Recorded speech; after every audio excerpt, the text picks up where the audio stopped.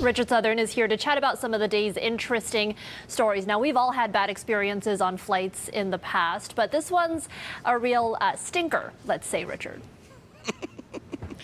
You could say that, yeah, Erica. A couple is demanding a refund from Singapore Airlines after they found themselves sitting next to a dog on a 13-hour flight from Paris to New Zealand via Singapore.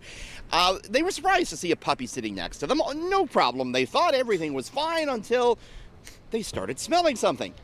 Turned out the dog was farting nonstop. Pretty gassy dog, as it turned out on this 13-hour flight, Erica. The couple said they overheard the dog owner saying to another passenger that the puppy got nervous on planes, and it was likely the case the dog, like some humans, was having nervous farts. Yes. Erica. Yeah. They actually moved. They moved from a premium seat to an economy seat. It was that bad, apparently. Singapore Airlines did offer an apology and a $200 $200 voucher. Do you think that they should get a full refund for dog gas, Erica? The dog can't help itself. It's kind of like a human. I'd be more tolerant of dog farts than I would of human farts. I'd be like, poor thing, especially a puppy. Just really nervous, right? It can be scary.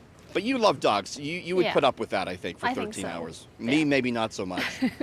All right. Former Maple Leafs coach Mike Babcock is out of a job once again for a very unusual reason.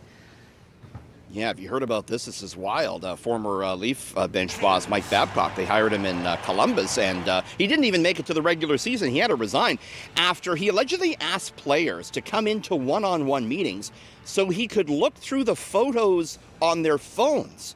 And some players allege that he would then stream the photos on his television. This has got to be, in this day and age, kind of the most egregious thing for someone to rifle through your phone. Would you agree, Erica? Yeah, sometimes I get annoyed when just, regular people do it, let alone your boss at a meeting and putting it up on the screen. Not cool. What would I find if I looked through your camera roll, though, Erica? Not that I would, but what would I find? Probably 1,000 photos of my dog. I took like 20 this morning, so yeah. 20? Yeah. She was being dramatic For those who don't know, Erica's Erica's dog actually has her own Instagram account. She does. Those who don't know. Luna with the good eye. Okay, finally, get ready to pop the champagne. That's because a lot of couples could soon be popping the question, Richard.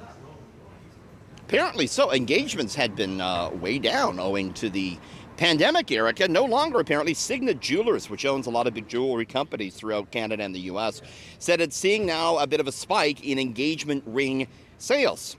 It seems with the pandemic largely behind us, more and more people are getting together, thinking about popping the question. The company says you usually see the question being popped about 3 months after the ring is bought. That's nice to see, isn't it, Erica? I was actually reading, speaking of weddings, a big story today in the papers about how more and more people are declining invitations to weddings because they can't afford it. They can't afford to give that big envelope of money in this day and age. Yeah, it's a little more tough. We talk about inflation all of the time and spending money on multiple weddings. It does get up there, thousands of dollars. So, all right, Richard, thanks for that. The open bar is nice, but can't afford it, Erica. No. Okay, we'll see you tomorrow, Richard.